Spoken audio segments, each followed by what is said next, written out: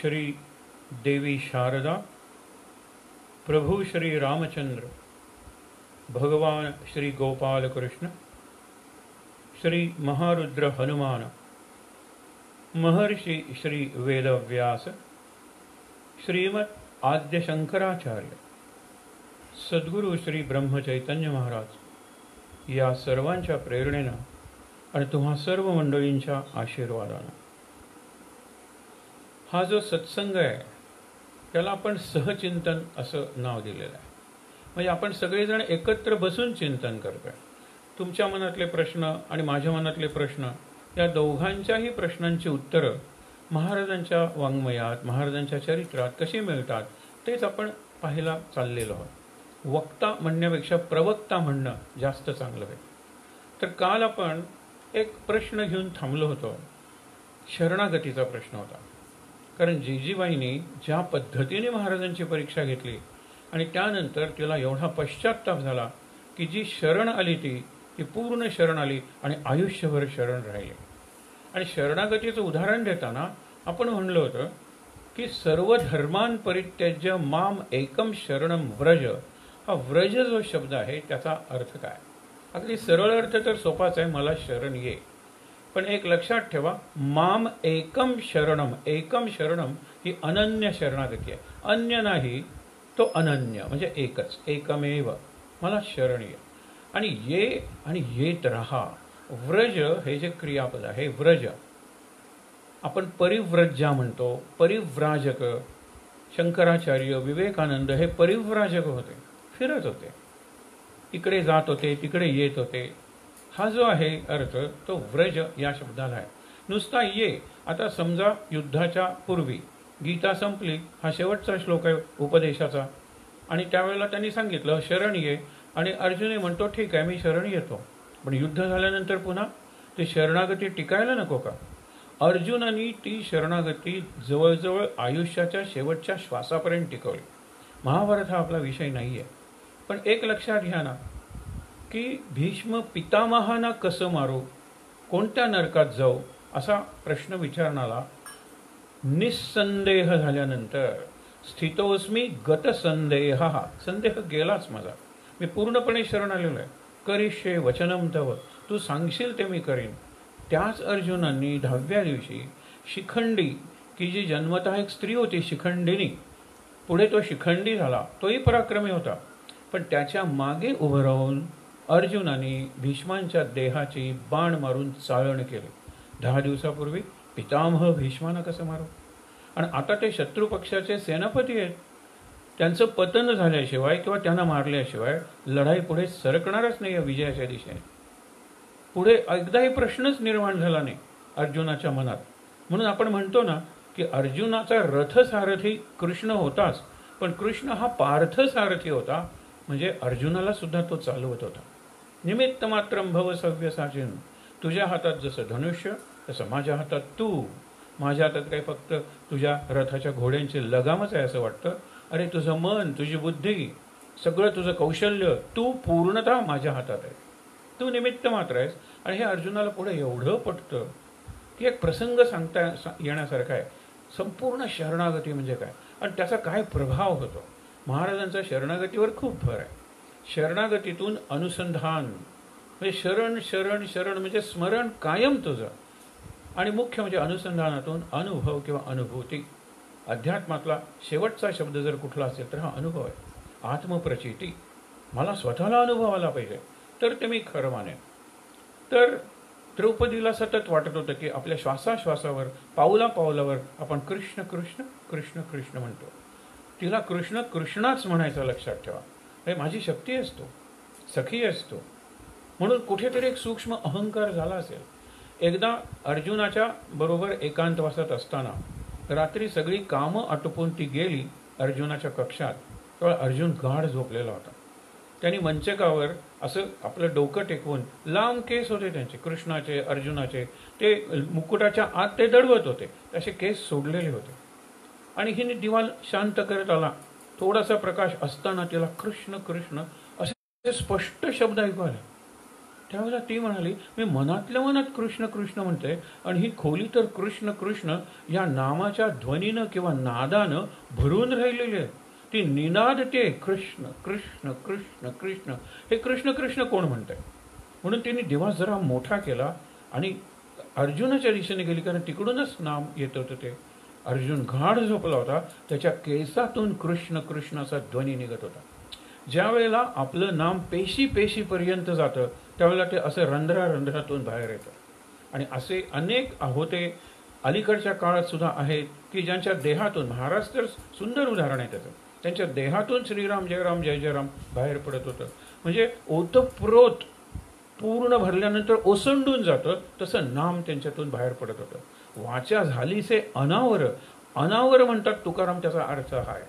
आपण शेवटी महाराजांचं चरित्र ऐकायचं म्हणजे काय, नामाचं महात्म्यच सांगायचं. म्हणून हे लक्षात घ्या, शरणागती, पूर्ण शरणागती. आणि शरणम व्रज म्हणजे मला शरण ये आणि येत राहा. दिवसाच्या प्रत्येक काळी येत राहा, प्रत्येक कृती करताना येत राहा. अरे सगळे तुझ्या मनातले विचार, कल्पना, भावना हे सगळे मला अर्पण करून टाक. पूर्ण शरण ये. अर्जुनाची शरणागती अशी होती. आणि व्रज म्हणजे नदी जशी उगमाकडून वाहत येते आणि मुखाकडे म्हणजे समुद्राला पोचते. आता खरं म्हणजे ती पोचली ना तरी सुद्धा उगमापासून वाहतच असते. हे व्रज म्हणजे परिव्रज आहे, हे अखंड चालू आहे शरणागती. शरणागती स्टॅटिक नाही, डबक्यासारखी, वाहणाऱ्या सरितेसारखी, नदीसारखी आहे. डायनॅमिक शरणागती आहे, वाहणारी शरणागती आहे. प्रत्येक क्षणाला मी शरण आहे तुला, माझा श्वासच मी तुला अर्पण केलाय ना परमेश्वरा. महाराजांना सांगायचं, माझे श्वासच मी तुम्हाला अर्पण केले. म्हणजे माझ्या सगळ्या कृती ज्या श्वासावर आधारित आहेत त्या अर्पण झाल्यासारख्याच आहेत. पूर्ण शरणागती. व्रज या शब्दाचं असेच चिंतन करता येईल. नंतर आज आहे शनिवार. मारुतीच्या उपासनेचा हा पारंपरिक वार हा शनिवार. परंतु आता मंगळवार सुद्धा आपण हनुमंताच्या उपासनेचा म्हणतो. कारण मंगल को जन्मे मंगल ही करते, मंगलमय हनुमान जय हनुमान असं आपण म्हणतो. मंगल को जन्मे, मंगळवारी हनुमंताचा जन्म आहे आणि जन्मदिन हा पवित्र असतो म्हणून तो उपासनेचा दिवस मानला गेलेला आहे. आणि आपण शनिवार हा हनुमंताचा मानतोच. उत्तर भारतात हनुमान चालीसा हे तुलसीदासांनी रचलेलं चरित्र अक्षरशः घरोघरी नाही, कंठोकंठी म्हणलं जातं. आपल्याकडे मराठी भाषकांच्या घरात भीमरूपी महारुद्रा म्हणलं जातं. त्याच्यात शेवटी फलश्रुती सांगताना दृढ देहो निस्संदेहो, निस्संदेह दृढ देह असा अर्थ नाही आहे. एक तर तुला दृढ देह लावणार आहे आणि हनुमंताच्या प्रभावाबद्दल, पराक्रमाबद्दल आपण म्हणतो ना, तुमचेनी प्रसादे न भिये कृतांता, तुमचेनी प्रतापे न भिये कृतांता. हनुमंताची आरती आहे ती. हा प्रताप आहे, हा प्रसाद आहे, त्याच्याबद्दल मला संदेह म्हणजे डाऊटच नाही आहे. निस्संदेह. आपण म्हणतो ना, निशंक रे निर्भय मनारे, निशंक हो निर्भय हो मनारे, प्रचंड स्वामी बळ पाठीशी रे. आपल्याला संदेह कशाचा आहे, संशय कशाचा आहे, शंका कशाची आहे? आहेत ना नक्की स्वामीजी पाठीशी, त्यांचं बळ आहे ना. मग कितीदा तरी त्याने आपल्याला अनुभव दिलेला आहे, आपल्याला प्रचिती प्रत्यय दिलेला आहे आणि तरीसुद्धा अजून मनात संदेह. म्हणून निस्संदेह झालं पाहिजे. समर्थाने साधक आणि सिद्ध याच्यातला फरक सांगताना एक महत्त्वाचं लक्षण सांगितलेलं आहे. निस्संदेह श्रोती साधू ओळखावा. साधू किंवा सिद्ध, बद्धापासून सिद्धापर्यंत ज्या बद्ध, मुमुक्षु, साधक आणि सिद्ध. साधक आणि सिद्ध याच्यातली सगळ्यात महत्त्वाची अशी जर रेषा कुठली असेल तर संदेह. निस्संदेह झाला साधक की तो साधू झालाच म्हणून समजा. महाराज भिंतीतून सुद्धा येतील, तुम्हाला काय वाटलं असे भाऊराव केतकर म्हणायचे. हे निस्संदेह आहे. अर्जुन सुद्धा शेवटी काय म्हणतो, स्थितोस्मी गत संदेह. हा माझा संदेह गेलेला आहे. आता कृष्णा तू सांगशील ते करिष्ये वचनम तव. हे गत संदेह, हा निस्संदेह, हे आपल्याला उपासनेतून जमलं पाहिजे.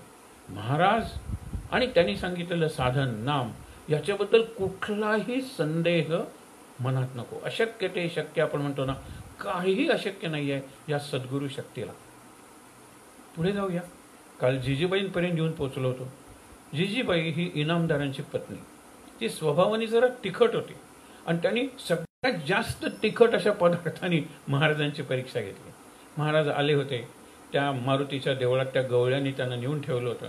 इनामदार दर्शनाला गेले आणि त्यांचं तेज पाहून त्या काळातलं महाराजांचं जे वर्णन आहे ना, ते अत्यंत तेजस्वी होते ते. आणि बोलायला लागल्यानंतर त्यांची वाणी किती मधुर होती. आणि कुठलीही गोष्ट दुसऱ्याला पटवून द्यायची, आणि पटवून देताना बाबा तू म्हणतोस ते पूर्ण चुकीचं नाही आहे, हे सुंदर कौशल्य महाराजांच्याकडे होतं. पण पुढे आपल्याला येईल ना की तुमचा मुलगा काही वर्षापूर्वी घरातून गेला असं म्हणता, असं महाराज आईवडिलांना विचारतात. तो नाट्यमय प्रसंग आपण बघणार आहोत. त्यावेळेला तुमचा मुलगा आहे, पण त्याची नक्की खुणा काय आहेत? म्हणाला 3 खुणा आहेत. एक, तो दिसायला सुंदर आहे, आकर्षक आहे, कुणावरही त्याची छाप पडते. बोलण्यात तो चतुर आहे, फार सुंदर बोलतो, आणि बोलता बोलता आपला प्रभाव इतका लोकांवर टाकतो की तो म्हणतो ते सगळं लोक मान्य करतात. आणि तिसरं म्हणजे अखंड रामनामात असतो. म्हणजे दिसायला आकर्षक आहे, व्यक्तिमत्व आकर्षक आहे, अत्यंत अखंड रामनामात असतो, आणि बोलण्यात चतुर आहे. महाराज म्हणाले असा एक संन्यास मी बघितलेला आहे, लवकरच तो तुम्हाला येऊन भेटेल. तो प्रसंग आजच आपण बघणार आहोत, नंतर आपण विस्ताराने पाहूया. तर जिजीबाईला पहिल्यांदा आपण महाराजांना मिरचीच्या तिखटाचे लाडू दिले, आणि महाराजांनी ते खाल्ले चवीनं. आणि माय आणखी नाहीत का ग? जवळजवळ 6 लाडू खाल्ले महाराजांनी, तरी तिचं समाधान झालेलं नाहीये. ती काय म्हणते, उद्या देते हा स्वामीजी. आणि उद्या ती ह्याच्यापेक्षा तिखट काय आहे, ते फक्त भाजणारं होतं तिखट, जीभ भाजणारं, जाळणारे निखारे आणते ती. आणि निखारे महाराज चिमट्याने एक एक घेऊन तोंडात टाकतात, आणि ते संपल्यानंतर विचारतात, माय आणखी नाही का ग? मग ते घाबरते. महाराजांच्या तोंडचं माय, बाळ हे जे शब्द आहेत ना, ते वर्णनाच्या पलीकडचे आहेत. म्हणजे ते ह्या हृदयापासून त्या हृदयापर्यंतच जातात. बाळ त्यांच्या प्रवचनात कितीदा यायचं, माय, तर ते सुख सगळ्यांनाच म्हणायचे माय.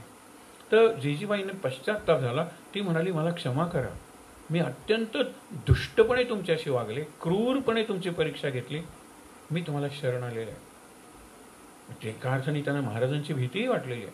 पण जिजीबाईंची ही शरणागती अखेरपर्यंत टिकलेली आहे. ते संपूर्ण कुटुंब इंदूरचं महाराजमय झालेलं आहे. या जिजीबाईंची एक मुलगी होती, ताई म्हणायचे त्याला, 8-9 वर्षाची होती.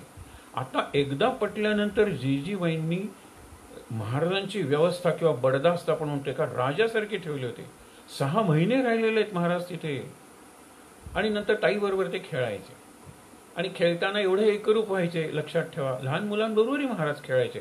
इंदूरमध्ये ते 6 महिने राहिलेत. महाराजांचे दिवस कसे चालले असतील. पहिल्यांदा ताईबरोबर खेळताना ते इतके मग्न व्हायचे, एकरूपच व्हायचे. दोघांना एकमेकाचा लळा लागला होता. इकडे काय गंमत झाली बघा.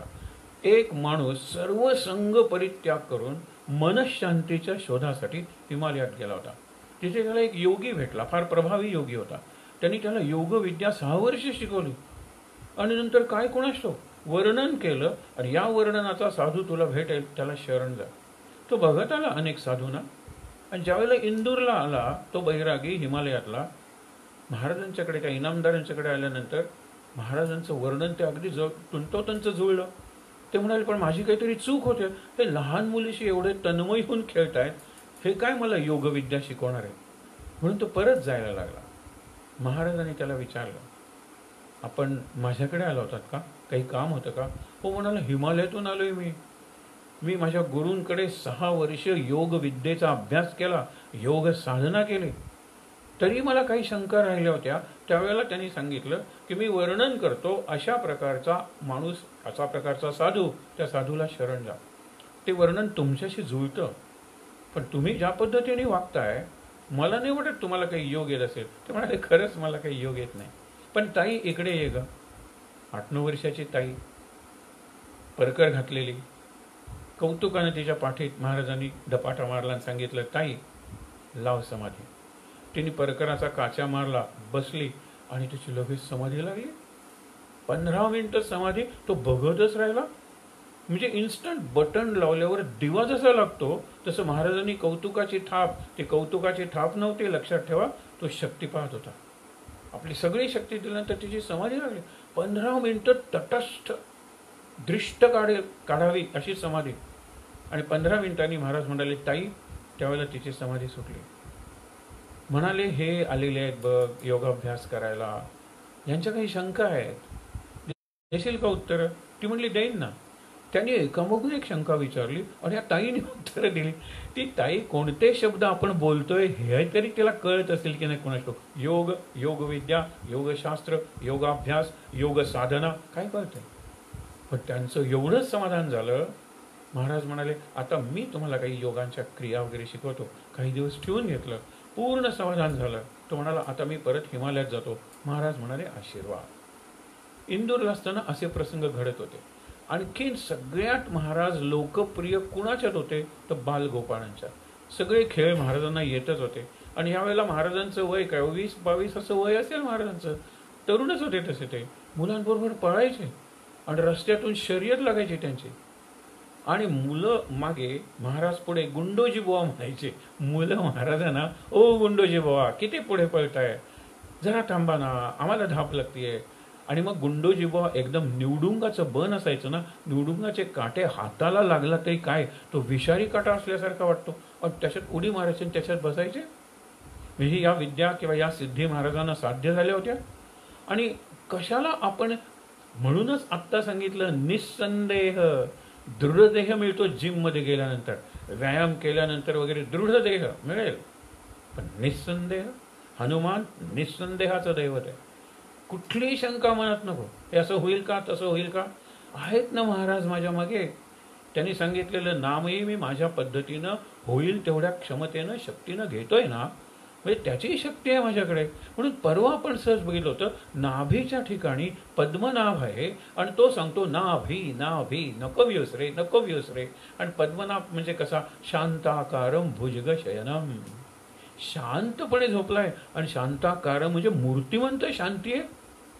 शांतीचा जर आकार काढायचा असेल, पुतळा बनवायचा असेल, मूर्ती बनवायची असेल तर ती या शेषशाहीची बनवा.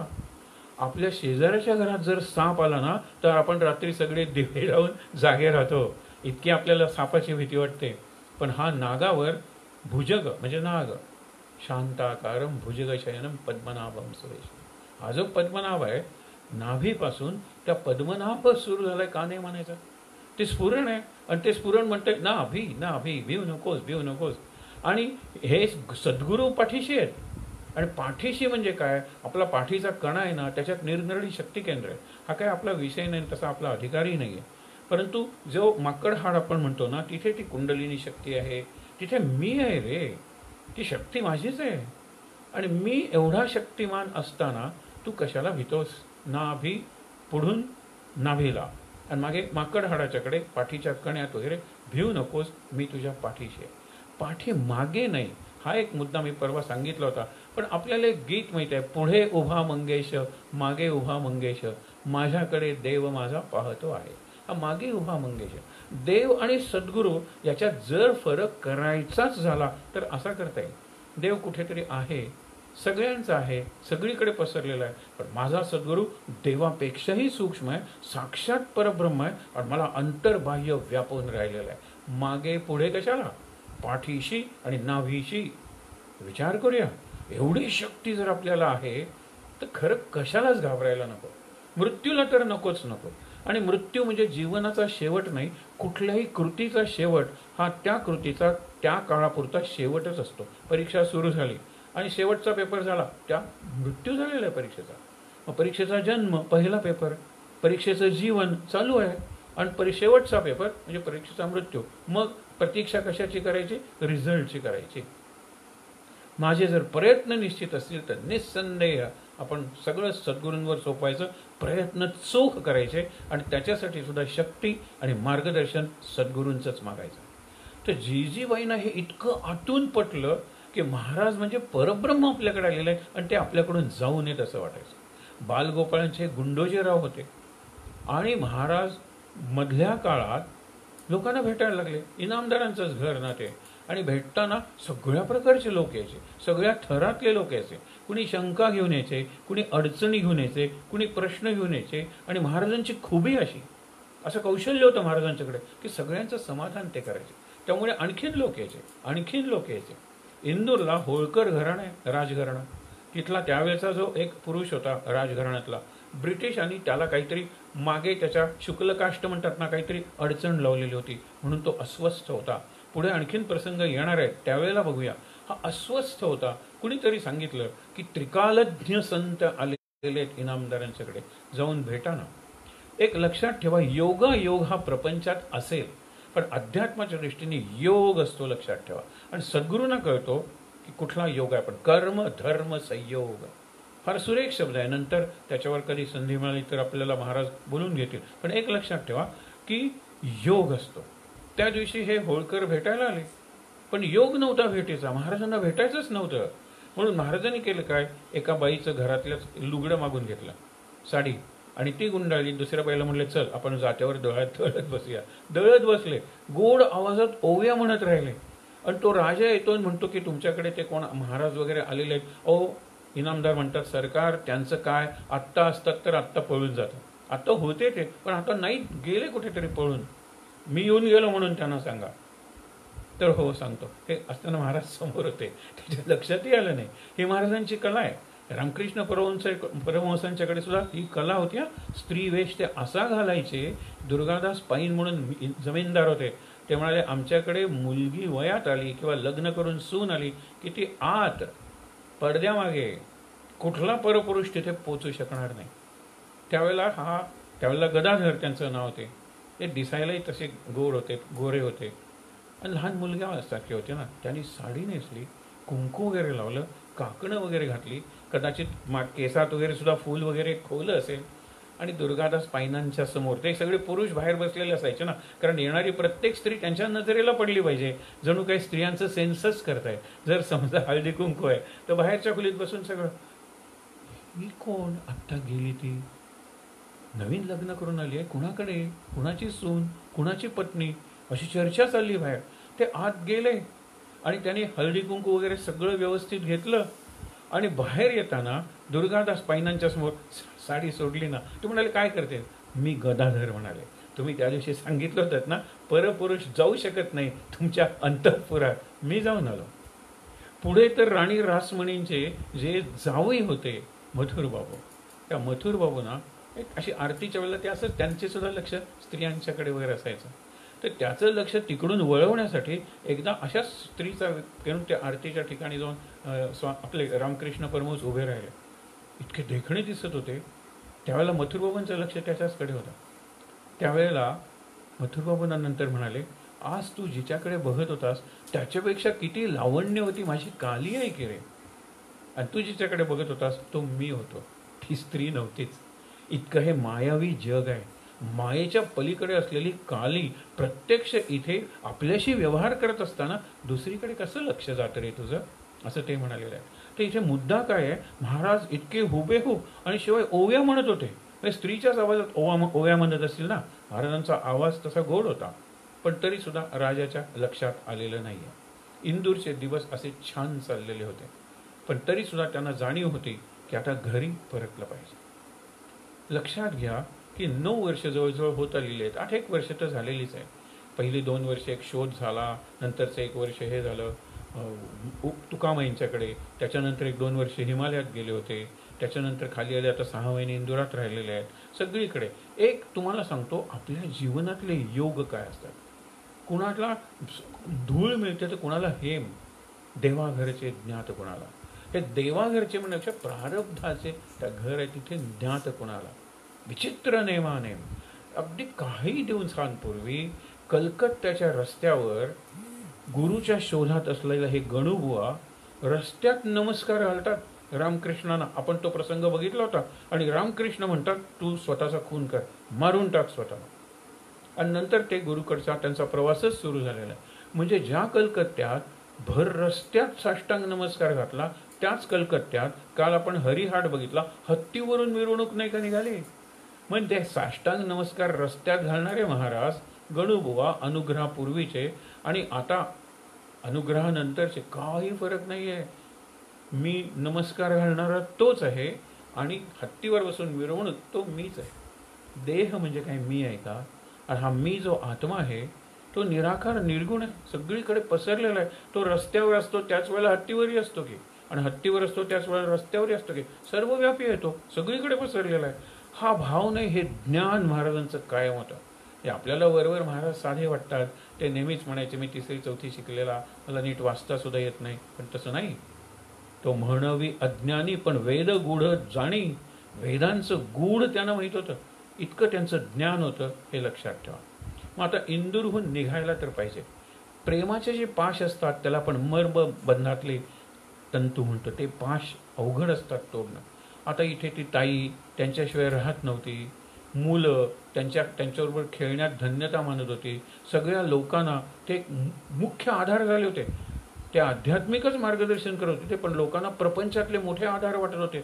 आणि इनामदार आणि जिजीबाईंना तर ह्यांना कुठे ठेवू आणि कुठे नको असं झालं होतं. तर आता जायला काहीतरी कारण पाहिजे ना.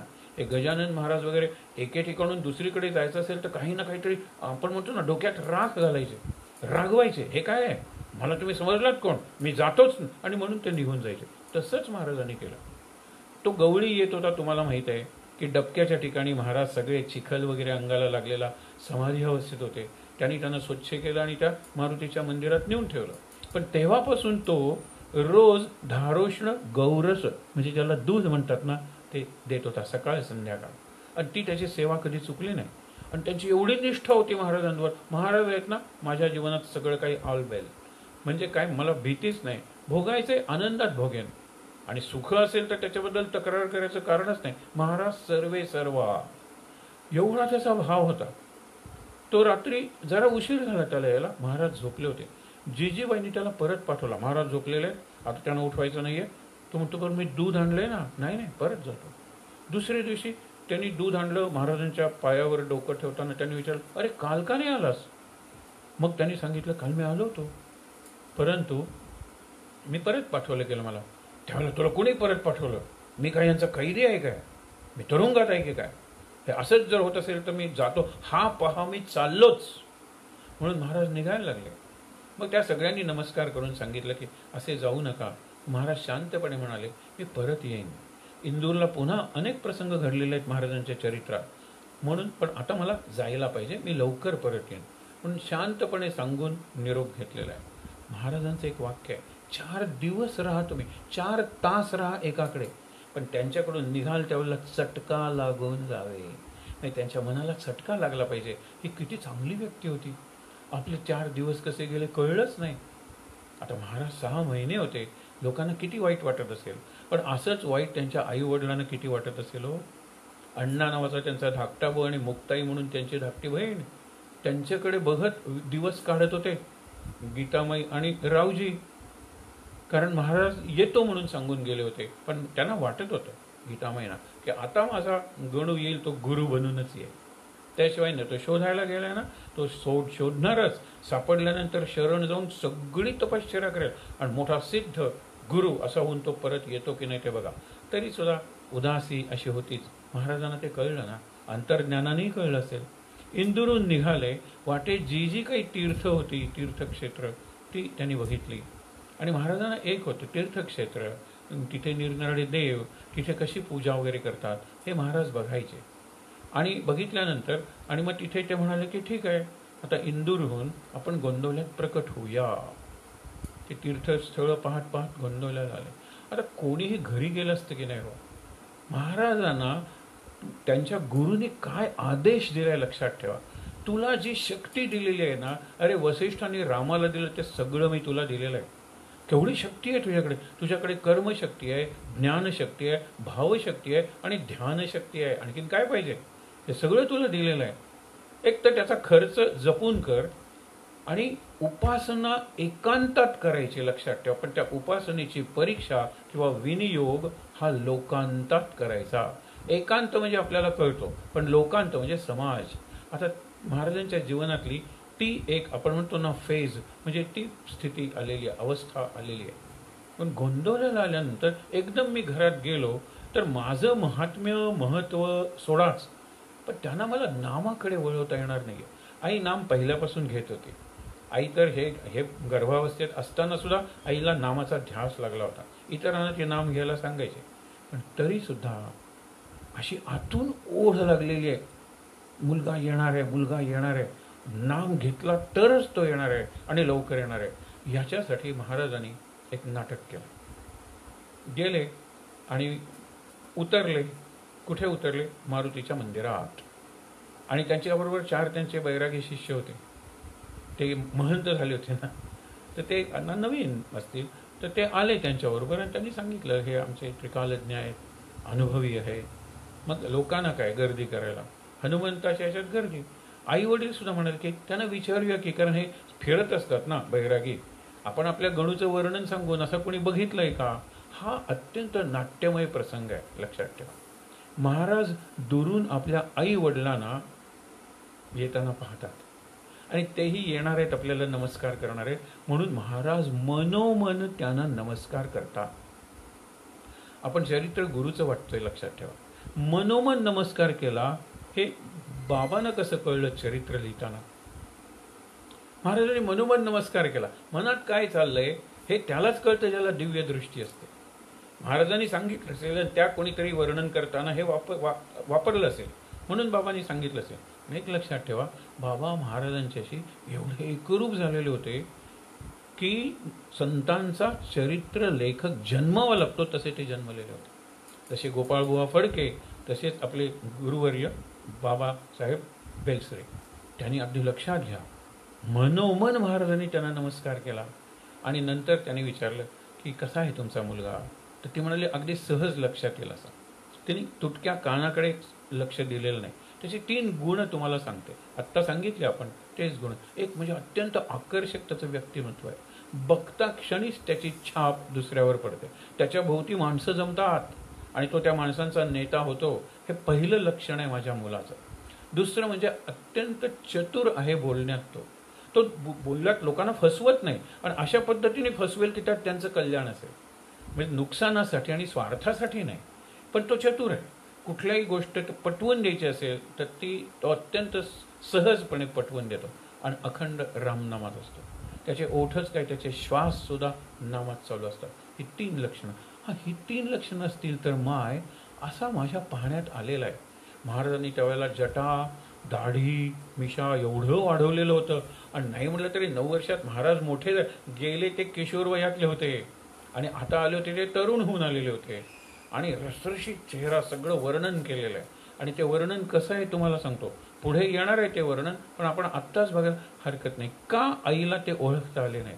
कारण अंगभर भस्म लावलेलं, एका हातात कुबडी, दुसऱ्या हातात रुद्राक्षाची माळ, अत्यंत तेजस्वी डोळे, अत्यंत प्रसन्न मुद्रा, लक्षात ठेवा.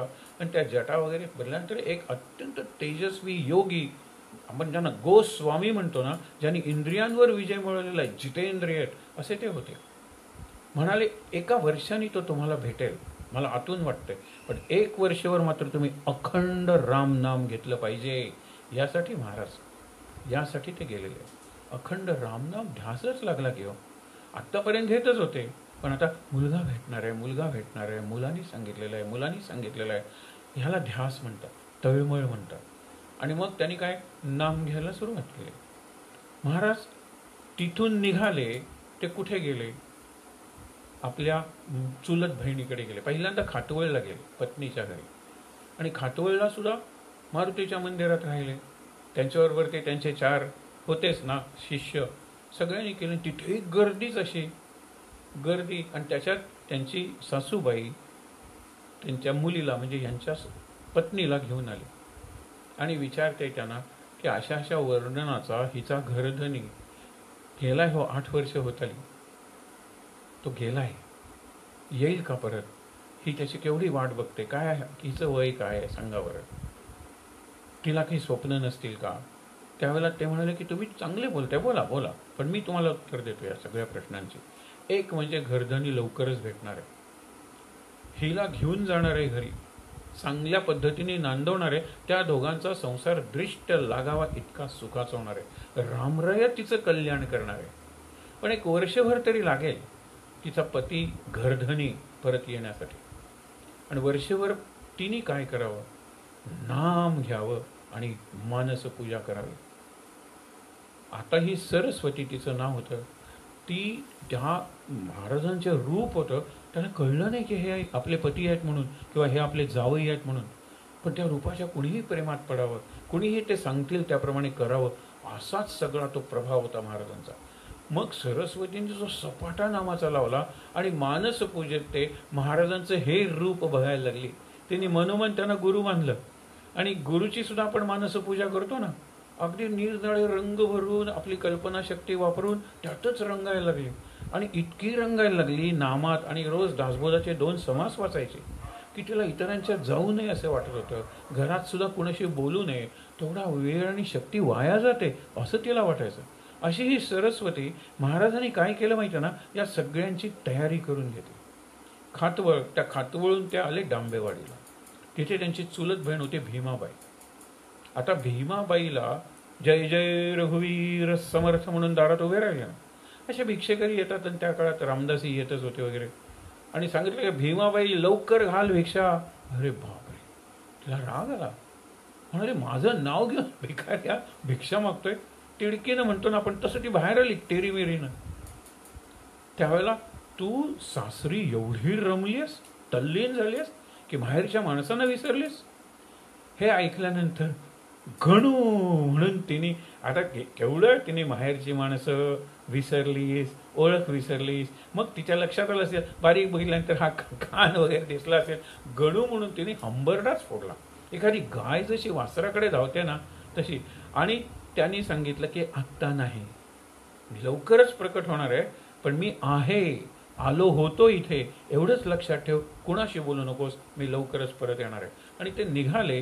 आणि पूर्वी खेड्यातल्या बायका जशा ओरडत रडत बोलायचं, जाऊ नको रे गणू. तिने त्यांना एक प्रश्न विचारला, आई वडिलांना रडवून तू जो गेलास, ते अजून रडतायत, काकूंची काय परिस्थिती झाली माहीत नाही तुला.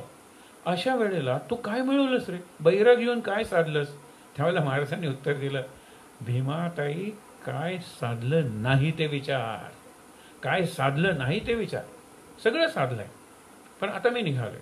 महाराजांच्या मनात रामेश्वरला जायचं होतं, दुसऱ्या टोकाला. काशीहून निघालेच होते रामेश्वरला. तिथून ते निघाले आणि रामेश्वरला जाण्यापूर्वी सज्जनगडला गेले. सज्जनगड म्हणजे काय होत, त्यांचं दुसरं माहेर आपण म्हणतो. रामदास माय माझे, माऊली माझे, आणि सज्जनगड माहेर माझे, माझे माहेर पंढरी ना. तसे सज्जनगडी पोहोचले. त्रिरात्र म्हणजे 3 रात्र ते तिथे राहिले. तिथे अर्थातच नामस्मरण केलं असेल.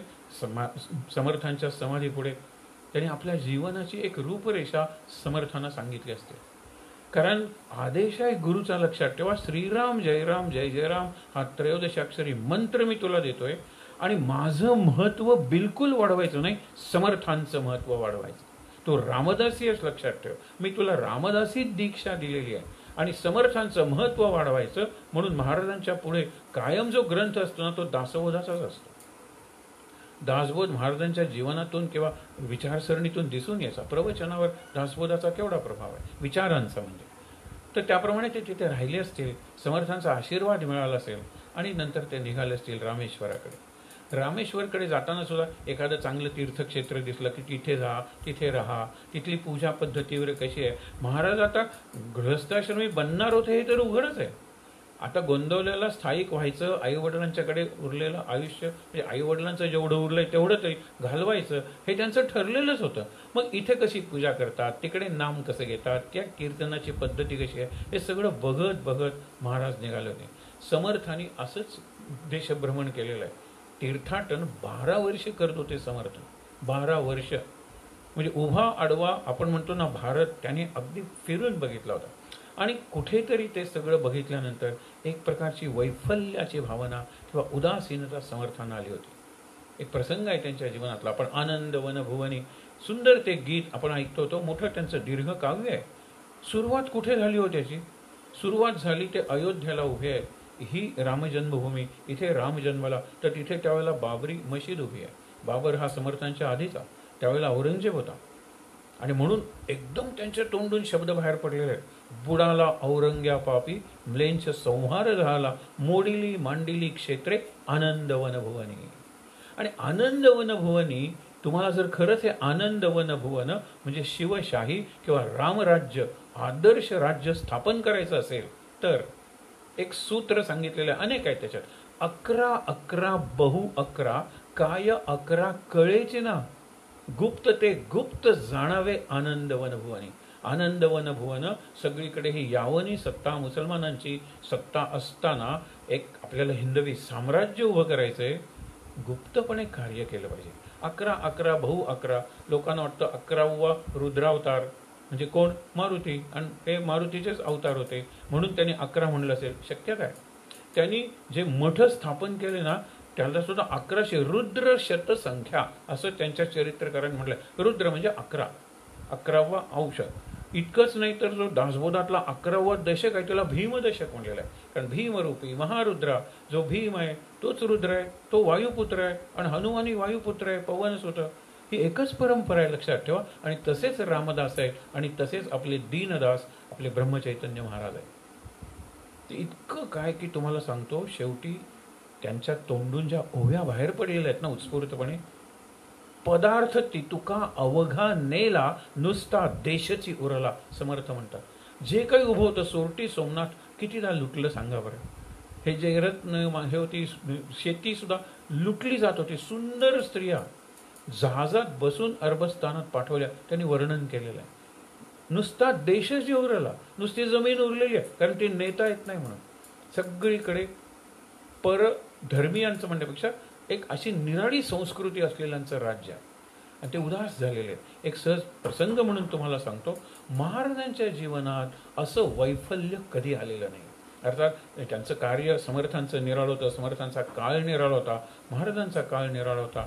आणि समर्थांनी कशी ती हिंदवी स्वराज्याची प्रेरणा, शिवाजी महाराज त्यांचे गुरु, हे जे सगळं आहे ना आपण म्हणतो वाचतो, त्याप्रमाणे समर्थांना वैफल्य येणं अगदी साहजिक होतं. भेटही झाली नव्हती शिवाजी महाराजांची, दोघंही सारखेच महान आहेत. म्हणून शिव समर्थ योग हे त्या दोघांच्या कार्याचं एक चांगलं वर्णन केलं जातं.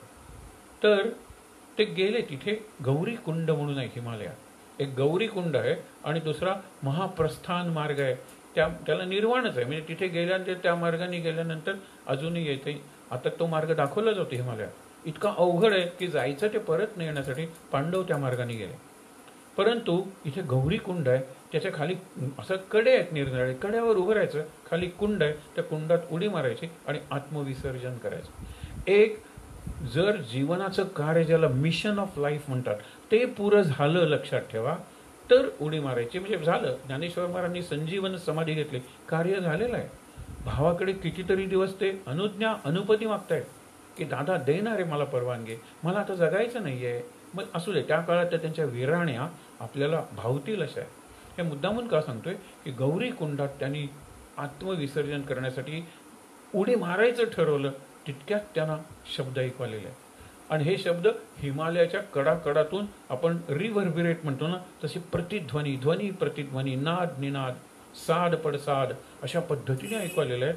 पण कदाचित त्यांचं मूळ आतच असेल, अशरीरी वाणी म्हणतात त्याला. असं आपल्याला मार्गदर्शन सद्गुरू करत असतात. पण त्यावेळेला ऐकताना वाणी आहे ना, ऐकताना आपले कान बंद असतात, आणि मार्गदर्शन करतायत ना, ते मार्ग बघताना आपले डोळे बंद असतात. सद्गुरू काय करणार आहे? कितीतरी प्रसंग ज्याला टर्निंग पॉइंट्स, क्रांतिबिंदू, प्रकाशाचे क्षण आपल्या जीवनात येतात, पण आपण ते ओळखूच शकत नाही. इथे कधी कधी सद्गुरू निराश होतात, पण तरी ते आपली सोडत नाहीत. मी तुझा हात हातात धरलाय ना, किती जन्म लागले तरी चालतील, पण मुक्तीपर्यंत तुला म्हणजे नेऊन सोडल्याशिवाय, मुक्त केल्याशिवाय मी तुझा हात सोडणार नाहीये. हे आश्वासन फार मोठं आहे. त्यांना कुठलेही शब्द ऐकू आले की तुम्ही जर जीव देताच आहात ना, तुमची तनु ते आमची तनु पाहे. तुम्हाला राष्ट्र कार्यार्थ जगणे आहे, दक्षिणेकडे जाणे आहे. कार्यक्रमही सांगितला, दिशाही सांगितली, आणि तुमची तनु ते आमची तनु आहे, ती देशाची तनु आहे. तुम्हाला देण्याचा अधिकारच नाही आहे. आणि समर्थ परत आले आणि उरलेलं कार्य त्यांनी केलं. यावेळेला समर्थांचं वय अर्ध झालेलं होतं. पहिली 12 वर्ष घरी, नंतरची 12 वर्ष नाशिकला तपश्चर्या, नंतरची 12 वर्ष तीर्थाटन. ते करताना 35-36 वर्षांचं वय आहे त्यांचं. 72 वर्षांचं आयुष्य म्हणजे अर्ध आयुष्य झालेलं आहे. त्या टप्प्यावर त्यांना असं मार्गदर्शन झालेलं आहे, आमची तनु ते तुमची तनु. त्यावेळेला रस्त्यावरून जातो आपल्या गड्याला, कारण खूप श्रीमंत होते ना ते लोक, गड्याला सांगितलं की रस्त्यावरून एक तरुण साधू चाललेला आहे, त्याला सांगायचं मालकीणबाईंनी बोलवलंय आणि त्याला अत्यंत नम्रपणे घेऊन ये. महाराज निघाले. तेच म्हणतो ना, महाराजांच्या जीवनाला पुढच्या क्षणी काय आपलं तसंच घडत असतं. खरंच माहीत नसतं. आपण म्हणतो ना, देशी डोळे परी निर्मिसी तया पुढे अंधार, अंधार असतो. पण तरीसुद्धा आपण बाह्य असे प्रकाश, लाईट्स आणतो आणि स्वतःचं खोटं समाधान करून घेतो. मला दिसणार आहे ना, मी सांगतो ना काय घडणार आहे उद्या, काही सांगू शकत नाही. कम्प्युटर सांगू शकत नाही आणि कोणताही ज्योतिषी सांगू शकत नाही. घडणारं घडणारच आहे. प्रारब्ध आकार धारण केलेला सगळ्याच आहे. म्हणजे हा विश्वास आहे, या पृथ्वीच्या गोलाच आहे. हे निरनिराळ्या देशांची जी जमीन, तिथे राहणारी तिला पाना फुटायचा. त्यावेळेला महाराज ही गोष्ट पुढे सांगताना म्हणतात की माझे जे सद्गुरू होते त्यांची अर्धी विद्याच मी फक्त घेतली. येळेगावला देशमुख म्हणून होते, त्यांच्या पत्नीला असाच पाना फुटायचा. आमच्या चिन्मयानंदांचे जे शिष्य म्हणजे तुकामाई, जे आपल्या महाराजांचे गुरु, तर तुकामाईना पाहिल्यानंतर विचार करा. पण त्यावेळेला तुकामाई लहान बाळ बनायचे आणि तिला समाधान द्यायचे. म्हणजे हे पूर्ण विद्या झाली. मला इतके आत्ता वात्सल्य दुसऱ्याच्यात निर्माण करता येत होतं की त्या स्त्रीला पाना फुटत होता. इथपर्यंतच मला लहान होता आला नाही, न्याय देता आला नाही तिच्या पाण्याला. वाईट वाटतं म्हणाले. पण शेवटी गुरु ते गुरुच ना, ते कायम गुरुच राहणार. अशा अनेक आठवणी सांगत सांगत सांगत महाराज गोंदवल्याला पोचले. आता गोंदवल्याला ते स्थायिक होणार होते आणि गोंदवल्याला पोचल्यानंतर एकदम घरात जातील तर ते महाराज कसे. ते गेले सकाळी आणि त्यांनी जय जय रघुवीर समर्थ आणि भिक्षा घेतली आणि सांगितलं की उद्या तुमचा मुलगा तुम्हाला भेटेल. आणि परत महाराज उद्या भेटेल म्हणजे मग शोध घेतला असताना लगेच घेतला असेल. संध्याकाळच्या वेळेला महाराज परत त्या मारुतीच्या मंदिरात आले. आता लक्षात ठेवा की ते काही वर्षापूर्वी 8-9 वर्षापूर्वी त्या मंदिरातून गुरुच्या शोधाला गेले होते. मध्यंतरी काही दिवस राहून गेले, पण आता ते तिथेच राहणार होते. सद्गुरू बनून आलेले होते. खरंच महाराजांच्याकडे बघितले की ते जगद्गुरू होते असं म्हणावं असं वाटतं. कुठलंही त्यांना अगम्य असं काहीच नाही हो, सगळं कळत होतं त्यांना. आणि सहज आता एक सांगतो ओघात आले म्हणून प्रवचनांची निरनिराळ्या भाषातून भाषांतर झालेले. आमचे जे काही सहकारी आहेत त्याच्यातले निरनिराळ्या भाषा बोलणारे ख्रिश्चन मंडळी आहेत, त्यांना म्हटलं हे धार्मिक पुस्तक नाही आहे, हे आध्यात्मिक पुस्तक आहे.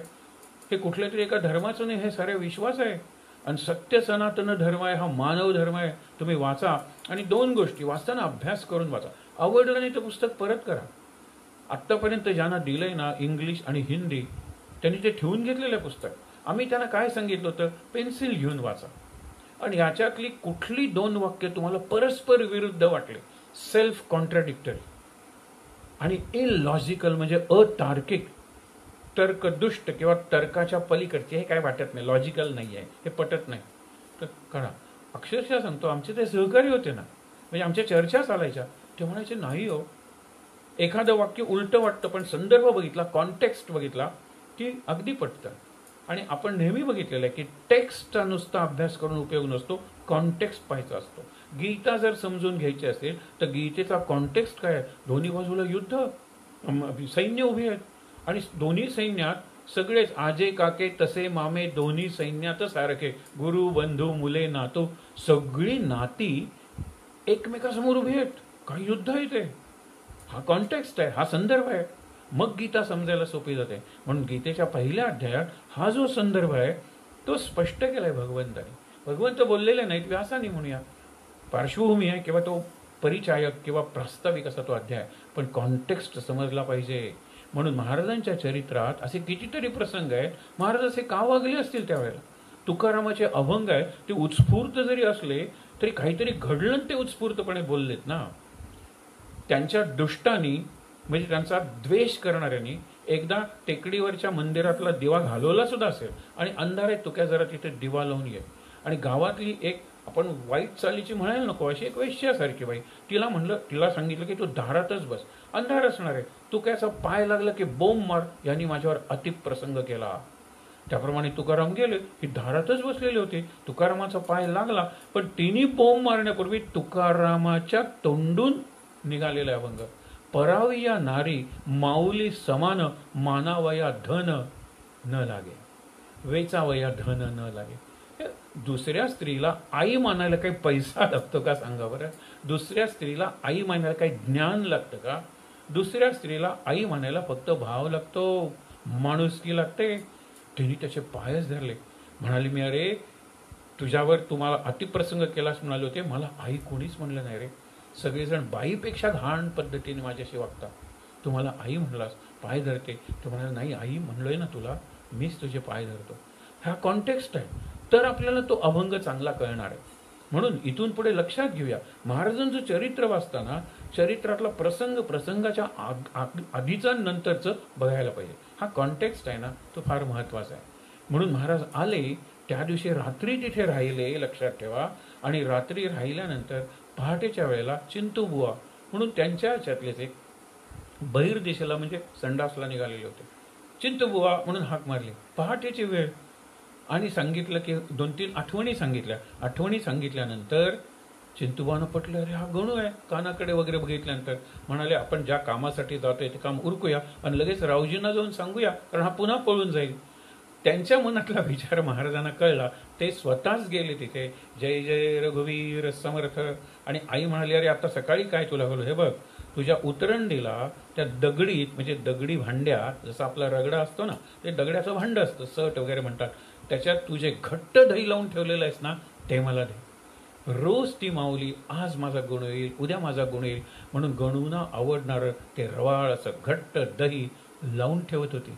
आणि ज्या अर्थी म्हणल्यानंतर, इतकं सांगितल्यानंतर ती माझा गणू परत आला रे म्हणून तिने मिठी मारली. महाराजांनी आलिंगन देऊन माझी आई मला परत मिळाली रे. आणि ते बघून तोपर्यंत चिंतोपंत पोचले, चिंतोबुवा. आणि सांगणार इतक्यात भेट झालेलीच आहे. रावजी बाहेर आले, त्यांना नमस्कार घातला. सगळीकडे आनंदी आनंद झाला. आता त्यांचा महाराजांचा गृहस्थाश्रम सुरू होणार होता. तो उद्याचा विषय. गृहस्थ जीवन असावं कसं हे महाराजांच्याकडून शिकायचं. आजचा प्रश्न आपण चिंतनासाठी घेऊया. 4 आश्रम सांगितलेत की हो, ब्रह्मचर्य आश्रम, गृहस्थाश्रम, वानप्रस्थाश्रम, संन्यासाश्रम. ब्रह्मचर्य आश्रम आणि संन्यासाश्रमाचं केवढं मोठं महात्म्य आहे. पण मग धन्यो गृहस्थाश्रम असं का म्हणलेलं आहे? सर्व आश्रमात धन्य असा गृहस्थाश्रमच आहे. याच्यावर विचार करत आज थांबूया. आहे त्या ठिकाणी जरा डोळे बंद करून शांतपणे एक माळ आपण जप करणार आहोत. श्लोक आणि शांतिपाठ. शांत. समाधी पाहता समाधान होते, तनु कष्टवी त्यासी आनंद देते. मनी भाविता कामना पूर्ण होती. नमस्कार द्या ब्रह्म चैतन्य मूर्ती. नामस्मरे निरंतर ते जाणावे पुण्य शरीर. महादोषांचे गिरीवर रामनामे नासती श्रीराम.